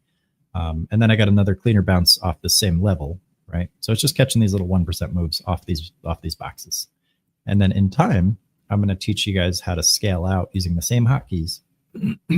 So instead of locking all of it, we lock like 80%. And then we have 2 rules that we can follow for the subsequent take profits. There's a progression to taking profit. So right now we're just doing this predetermined take profit where we just sell everything all at once and just get out at a nice achievable level. And that's just to demonstrate consistency. Okay. And then the next 2 phases are the new 2 patterns are both 5-candle patterns. In this case, I have 6 drawn, but that's just so I can draw that basically. And actually, yeah, I'll make that the way it looks from now on. Sorry, I got to pull that forward. Okay, there we go. So once I've locked that initial take profit of 75 or 80% of my shares, then I can start to look for smaller amounts that I can let run over greater distances after I've guaranteed the net profit overall. Okay, so I'm just looking to lock in a net profit, get my net for the day and move on, right? But then I also want things to run, which, obviously based on these areas, we get some massive moves sometimes. So why not? So the first one is going to be a 5-candle rule. Basically, it's any set of 5 candles. And when you look at Webull and you zoom in, it fits 5 candles on the screen. So it's pretty convenient, right? So 1, 2, 3, 4, 5. I just look at the lows of these candles. So in this case, I got a lower low right here. And then I got a higher low, higher low, higher low. So this doesn't match this pattern, either of these, right? I either need all 5 to be ascending, or I need the middle one to be the lowest and the 2 on the left and the 2 on the right to be above that. Okay, and those 2 specific patterns tell me what to do with my stop losses. So if I don't see that, I just wait and I go to the next 5. This doesn't match a pattern, so I go to the next 5. This doesn't match a pattern because we got a low here, we got a higher low, lower low, lower low. So this kind of is upside down from what we want to actually see. This doesn't fit, this doesn't fit. So, I mean, we wouldn't be in at this point anyway because the range is above us, but you can see here, these are not what we're looking for, right? So right here, however, this does match the pattern. It matches this one right here. So this would tell me if I was if the price was coming up into this area, this would tell me to move my full stop up. But in this case, the trend is moving down, so there's no trade here. And then, of course, we get a 5-candle run right here, right? If I just zoom back in, all 5 of these candles in sequence have higher lows. So I would put a partial stop loss right here. And then if the price breaks below that, I would lock another 75 or 80% of my shares. So right there, boom, you would have locked it. And the reason I do that is because this pattern right here is a technical impulse. It's a bullish technical impulse, meaning the price is trying to displace. It's trying to move up very rapidly. It's stair stepping up. It's finding higher lows from candle to candle, meaning it's finding higher and higher micro supports. And that's all I care about. If it wants to continue moving up, I'll let it. If it wants to start pulling back, I'm going to cut it short. I'm going to choke it out and lock in that move, right? And then this here, this represents a pullback. This is a higher validated low, which is where I move my full stop loss up, because this is saying, okay, the price is pulling back. It's trying to find some balance. It's finding some equilibrium. And then it continued back to the upside. It should keep going. So if it comes back and retests this level after it's validated, I don't want to be in it, because that's a downtrend at that point, because then you have lower low, lower high situation, and you don't want to mess with that. So that's it, really. There's two parts. I look to get in, then I look to get out, right? Getting out is always the art form, because that's where we have to fight with ourselves and not live in denial. So if I'm walking through my trades this morning, I got my watch list made up. I got my areas plotted out. Actually, let me just draw this out real quick. I'll erase that. All right, so I got SCNX pulled up. We watched the market open. Waiting for my drawing tool here. All right, got my levels drawn right here. I see an opportunity right here. I see an opportunity. Price came in here, but it didn't push back out, right? So this is not an entry opportunity. I got to wait till it breaks back out. Got a bullish candle here, and then that's all we got, right? And then the price kind of went down there, and there's nothing to do there. Okay, so in this case, we had three opportunities. I didn't get into this one because it was like right as market was opening. It's just the way Webull represents it. And I wasn't going to trade anything until after 9:30 because we didn't have a lot of spectacular volume pre-market. So I always call that out as well. I say, okay, if I don't see good volume pre-market, I'll just wait till market opens. Sometimes we see really good volume pre-market, and that's when I take a pre-market trade. So in this case, we had two opportunities, traded them both in and out, got in and out with my 1% twice. Then I traded my third opportunity here on PLTE, and then I was done for the day. Does that make sense? I know I just flew through a lot, and kudos to you if you're still watching. Let me put a link in the chat as well for you. If you're if you're interested, this is the, oops, what am I doing here? Just close that out. That's the link to the free Discord. You're always welcome to join. This is a free live stream in the Discord as well. But I teach this stuff every day. I don't stream on Wednesdays and Thursdays anymore. Mad Maverick does, and he's one of the coaches. He teaches the equity swings, and the same concepts that both of us teach apply to both time frames. But he does a little bit more due diligence on these companies. I personally just don't care. I do trade swings. I do trade long-term investments, obviously, but for these streams, I pretty much just scalp the volume. That's all I do. So here is his, sorry, here's his coaching link. If you're into that stuff, this is, again, not a sales gimmick or anything. I'm not here to push sales on anybody. I only put stuff in front of people if I believe there's value, which is why I also don't push some other stuff. I just don't push it because I don't believe it really relates to what I'm teaching here. So if it can enhance, there's no point in having it as a distraction for this stream. Okay. So I really just want to be very clear about that. I'm the lifetime coach. I teach the lifetime members. We get into all kinds of stuff. We talk about neuroscience. We talk about more advanced technical analysis stuff. We started, we started talking about Kalshi, the predictive markets platform. I turned $100 into $3,000 on a Friday. And then I also showed an experiment. Sorry. I walked through the bracket stuff yesterday. Give me 1 second. Got a little bit of a scratchy throat. Yeah, Snowflake. You guys talk about risk it. It's a much tighter community in there, but this is the entry level. This is what people want to focus on. It's just charts, and you can build from there basically. Flip Flap says, thanks for taking the time to explain your process. I'm a 20+ year trader, so I've been trading for a long time. Your strategy is not really for me. Need much more action. I generally like to, and then it looks like his message got cut off. So what kind of action are you looking for? You trade 20 times a day. Yeah, not really for me. I'm not sure I could even justify the 1% with my commissions. Okay, so you're probably overseas. And that's okay. That just means the engine works. We just need to swap out some parts. But if you've been doing this for 20 years, I assume you're probably doing pretty well, right? And I also explained, well, I closed Miro out. Let me open Miro up. This is mostly for beginners, right? So if you're looking at a portfolio here, no matter how good you get at speculation, you're always going to run into liquidity ceilings. You know, you can't trade 250K on a 17-cent stock and expect to get filled efficiently, right? So that's where we have other strategies. We have options, we have spreads, we have obviously the passive income side. And then you can trade the higher level stuff as well.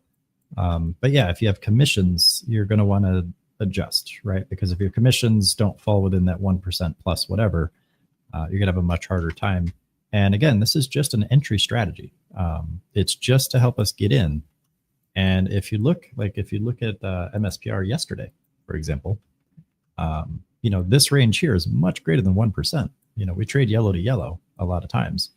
So, you know, pre-market, you had a move that went up 44%. That was pretty solid.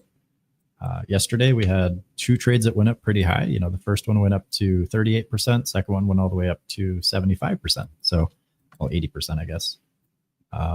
So it's just to get in, and the 1% is just getting out. You can get out whenever the hell you want. But it locks in a consistent profit, and that's where people tend to hurt themselves the most because they forego those consistent profits and then they get hurt, you know? So I would also say, you know, you just mentioned commissions and you also mentioned a high frequency of trades. You're trading 20 times a day. Is there a specific reason you feel like you have to trade 20 times a day? Like, do you need to work more to get a better result? I don't like to work more personally. I just like to get in and get out. It's all personal preference. There's no wrong answer here. When you say you have commissions and then you also mention 20 trades a day, which is 40 transactions minimum, you know, feels like there's a more efficient way there.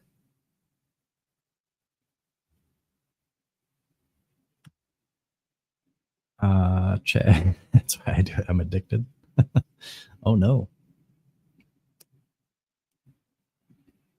Don't be addicted, sir. Yeah, so again, it's that kind of morning. The volume is just crap. There's nothing out there right now that's really moving around. So we know that we're just kind of done for the day, or for the morning anyway. We can always see the volume come back in, blah, blah, blah, blah, blah. But this should not be a lifestyle. We don't want the market to take over our waking hours. This is a side hustle that impacts our lifestyle. It shouldn't be a lifestyle that makes us go out and get a side hustle, right? So show of hands here in the chat. Well, not a show of hands, I guess. From a scale of 1 to 10, if you guys want to give me some feedback, I'd appreciate it, just so I know what to focus on to help you guys.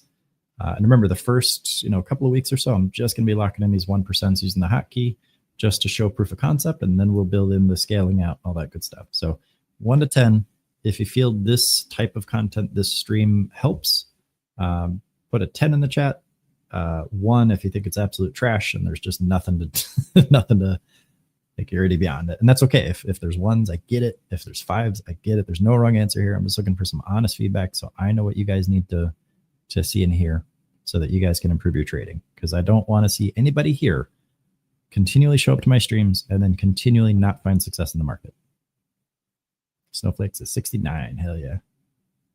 Candy Penny, this will be a great recording. I hope so. Let me make sure I'm not muted, because I do that too. It's usually the ones where we get some good concepts that I'm just muted the whole time. I'm like, yep, look at my mouse, guys. Okay, so Flip-Flop says, I scale into most trades. So yeah, my strategy is a little too complicated to explain in this chat, but I'm very consistent. Hey, if it works, that's awesome. My job is to help people find stability first, right? And that means just not bleeding out all the time, and then optimize. So when I see someone say that they have commissions and they take a high frequency of trades, or transactions, I should say, because you have commissions per transaction, then that's an opportunity for maybe you and I can work on optimizing your strategy, or at least, and again, I openly encourage scrutiny. So there's no harm in talking, right? I don't want you to make any changes or even consider that, but I'd at least like to know some more about your strategy. If you're willing to share, feel free to hop into the Discord and we can chat on PookiesRevenge in there. But I feel like there's maybe a little bit more improvement we can probably work into that stuff. Because 20 trades, scaling in and out, that's a lot of work. I like to work like a couple of minutes, you know, at most. But not everyone has to scalp. I get that too. But there's other ways to make the same kind of results. Like we can automate a lot of this stuff. You can set up brackets with progressive targets if that's easier. But again, the commissions part is kind of a little bit messy. I hate the fact that overseas brokers don't have commission-free trading in 2025. It sucks, and I'm sorry you have to deal with them. But we can make the most of it. Sorry, let me catch up on the chat here. Top, you broke my heart. I thought you were saying 0.90 for the feedback. You're talking about a price point. I love it. So you're looking at CAPT? No, I know. That'd be funny as hell. Give this guy less than 1. That's a snowflake answer right there. So I got a bunch of 10s and a 69, and okay, that's good. I'm glad. So that helps me know that I'm kind of on the right track and helping you guys. Now, again, I don't want anyone to make any changes today. I want you to continue doing what you're doing. Continue developing your journey and collecting your data, right? If the stuff makes sense and you feel like it, it's something that you can do with confidence, then collect some data. Do it in a paper environment. Protect yourself while you're experimenting. And then once you prove to yourself that you can do it, go ahead and try it out with small amounts if you like, and then scale in. I can't tell you what to do with your money, but that's going to be the way that you make all your changes in the market if you want to be safe about it. I got to see data personally. The first thing I did when I joined Penny Boys, I back tested a week. I went nuts. And I liked what I saw. It was around the COVID era, and it was very easy to make profits back in the day. But I looked even before that. Austin and Lee and Shagman were crushing it, and so I was like, all right, cool, that was easy. But I stuck around for the community, obviously. But I was just looking for a place where I didn't have to focus on the market. I just wanted someone else to find the setups for me, and I was really just looking for tickers because I find my own setups. But I was very busy. I was working at a couple projects that I liked, and this one ended up just taking over. So I stuck around, and glad I did, because now I get to help you guys. Snowflake, I've gotten better information faster from Internet Explorer. That's fair. That's fair. I bet you use Edge, don't you? Bet you're one of those. Beyond can actually break out. Let's take a look. Oh, okay. So what are you looking for, a day trade or a swing? I hate Beyond as a company, but I'll trade it. Trade the hell out of that one. Look at that. Look at these boxes, fellas. Look at that backs. Bam, bam, bam, bam, bam, bam. So much scrolling. I'm sorry, guys. You got to deal with all the scrolls. So BYND, it's another one. Just drew the boxes, showed up, it goed. We locked in the profits. Bam, bam, boom, done. The boxes persist. So let's see. Looks like we had another one there. Didn't draw any other boxes on this one, though, because I hate it. But yeah, we're still below. All right. Possible swing, but it had earnings. Was this move? Okay. So you're looking at it as a potential swing. So let's erase all the lines. Okay. Let's start over. If we're a brand new baby trader, we got a floppy little neck. Let's look and see what we can get. First off, we're going to have to draw some ranges. So I'm looking at the monthly time frame. The only thing that I really see that kicked off a big move is this guy. Kind of a wide range. It's way up there. Nothing we can really use today. So we kick down to the weekly.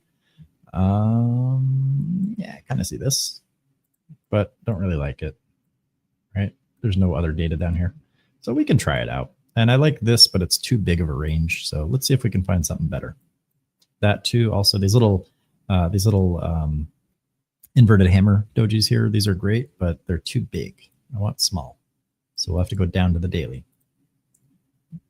Daily, yeah, we kind of got that, but there's wicks, right? So let's just refine that a little bit. I'll make this one kind of orange, and I'll make this one kind of yellow because it's a much stronger level. We like that. I hate this company so much. There we go. Got a little handsome fella. You see this guy? Little handsome fella? That's a beautiful box. I like that. Now let's look less and see how this level handles price. So far, so good. So it's a nice valid level. So then I'm going to color code this orange, but I'll leave it as a solid outline because it's a relatively strong transitory level. Does that make sense how I determine that? We see it tested multiple times from both directions after we drew it. So it's not confirmation bias. It's not hindsight. It's we drew the box first based on the specific pattern that we look for. Then we tested it and said, okay, when the volume is low, price tends to hang out here. When the price is strong, it moves away from here. That's what I like to see. And that tells me it's a relatively decent level. So now I'm going to continue looking. So what else do I see? I see one right here. Now let's look left. Sorry about all the throat clearing stuff. Apparently I have emphysema today. So yeah, so here I don't really see anything. So I'm going to make that like an orange one with a dashed line. That's kind of a weaker transitory level. We can see it kind of tested in the future here, but it still didn't even come up to this box. So kind of a weaker level, but it did accelerate the price up and it did accelerate the price down. So I would say that's more of the Hot Wheels spinner collection there. Also kind of got one here. So I think I'd prefer the smaller one, but let's draw it and we'll just make it orange anyway. We'll just kind of treat this whole thing as a zone. Yeah, I don't really see much else on here. Let me kick down to like the 2 hour. See, this is kind of wide. I don't really like that. I like the move though. This is nice. I like that. It's on extended hours though, so it's kind of trash. But let's look at it. Right, the price is kind of hanging out near it, and then it accelerates down. So I would say that's decent enough. That's going to be a transitory level because remember, it entered from the top, exits the bottom, and yeah, kind of got a little rejection test there. Okay, cool. So Charlie, what's the next step? If we're looking for this, using this specific strategy as a swing trade, I'll tell you right now, I'm only looking for one thing to happen. That's going to be a move down. I'm going to move back up. Or if it pushes up here, then I'll look for a move from there to there. Does that make sense? And I'm not going any lower on the time frames here. If we look at the 1 hour, you can see it's all right, but it's starting to get a little emaciated there. We go down to like the 15-minute, and it's just blocks and gaps and garbage. So maybe today it might have some volume, maybe in the 5-minute. Let's see. Yeah, it's still garbage. I personally don't like it. So yeah, I would probably just stick to the 2 hour time frame myself for a swing trade, and I wouldn't buy it here. I would just wait. If it goes up ahead of time, that's okay. You know, but if you want it for a day trade, I would look nice and tight. You kind of got a little bit of a zone here. You know, maybe that's maybe maybe make that like a purple zone so we don't lose track of what it is. And that's probably it. That's probably all I'd personally look for. You kind of got one of these weird guys right here too, but these are very weak levels. This is sketchy. Like I would say maybe a break out of here might be good. Does that make sense? Got to break 142 with anger. Where did you? Oh yeah, okay. So, damn it, Charlie, we did the same thing. So you had 142, which is this just 1 cent over this candle high. So we basically ended up with the same setup. So you're coming to these streams too much. Yeah, personally, I would personally just look for it as a swing trade, if anything. And I would scale out like almost immediately because I hate Beyond. It's a terrible company. Yay, PookieCon. Trust but verified. Don't take my word for it. Have your plan. Excuse me. All right, so did SCNX drop out of the box?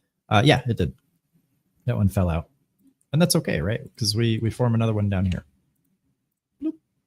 So let's draw that one, draw that. Sorry. And again, the test, the immediate test, right?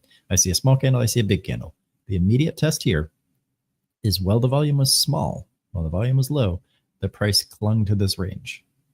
Okay? When the volume increased, the price displaced away from the range. Okay? And it just happened to get caught right where we drew the last box, which is where it happened to accelerate from the last time it was there as a transitory zone, right? Enter the top, leave the bottom. And that's how we can do it every day. Every goddamn day until we're bored. Right? Once you're bored, you're doing well. Again, we don't want this to have a high stress profile in our brain. We just want it to be a very routine thing, like Duolingo, right? You just kind of do your thing to keep the streak going. That's all it is. If you're doing more than that in the market, you're stressing yourself out unnecessarily. You're risking more than you probably should, in my opinion anyway, and you're grinding, right? Grind leads to burnout. We all know the stress performance curve. It's not worth it. You will get there eventually if you just be methodical and disciplined. And if you're not focused on your psychology, you're probably not going to make it. And I know nobody wants to hear that, but if you want to be in this for decades and you want to get up to that 7-8 figure move there, you're going to find your own way. But it's got to start with the psychology. And you really, really, really want to figure out those little obstacles now while things are smaller and they hurt less, even if it feels like they hurt more. Because I guarantee when you're up in the 6-7 figure range, you're not going to want to take those kinds of hits. You don't want to lose 25% of your account if you're at 7 figures. You're not going to like it. I guarantee it. Snowflake says, when it feels like you're grocery shopping, it's amazing. Absolutely. You're just going down a list. That's it. Just grab a box off the shelf. Oh, it's Apple profits. That's absolutely it, man. So this list that we build in the morning, this is our watch list. This is our grocery list. We're just going shopping. We're waiting until things go on sale, but not to the point where they're damaged goods, right? We just want to get that coupon. It has to meet certain criteria to be eligible for those savings, and that's all I look for. Sometimes it requires a cost increase. Sometimes the price has to go up to a zone and then break out of it. Sometimes it has to go down to retest a zone. That's okay. I just don't want the price to be defective or the product to be defective. So I'm going to wait until it's a high quality setup in an area of high potential. Get in when the chart tells me to get in, get out when the chart tells me to get out. I have very little influence over my own decision making because I know that I suck as a human. My default behaviors are not good for interfacing with the uncertainty of the market, so I can't use them. That clearance aisle though, yeah. It's because when I try to get involved, when I try to make decisions, when I let my ego take over, I jack myself up so bad. And I've learned over the last 15 years that I just can't do that. No amount of hunches will ever be successful, will make a successful end result. You can have all the hunches in the world. If you can't manage that risk and you can't manage your discipline, none of that matters. No strategy is going to matter. No setup's going to matter. Nothing. You're just not going to make it. And I hate to say it, but you got to focus on the stuff that matters. Everything else is just data. You're collecting data. You're paying the market when you lose. You're getting rewarded when you win in terms of P&L. But if you're not getting value that's consistent, you're not going to get results that are consistent. Yeah, no open box items. Yeah, especially if it's apple juice. Both not discontinued. Should we carry on? Yeah. So yeah, I mean, you guys get the concepts. We do this every time I stream, so I don't want to go too preachy, but I do also have to jump off of here. Hopefully everyone had a good time. We had a good 2-hour stream here. Let me end the live stream on social media and the recording, and I'll be with you guys here in the Discord. Let me put that link back on there. Flip Flop, if you're still here, man, here's that link again. Feel free to join us in the Discord if you like.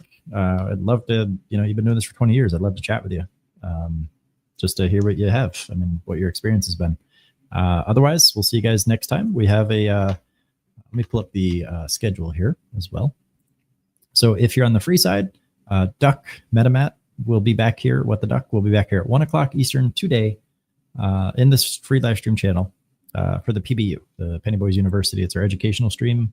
Guides will see you guys at 2.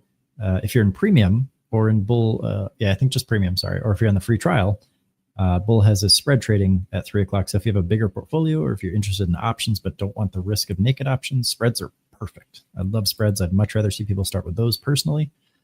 They're a little bit more complicated because there's 2 contracts or more, but it's well worth learning and it's a lot safer than naked contracts. And otherwise, we'll see you guys back here at 5 for the Psychology Book Club. And let me end that stream. Thanks for watching on social.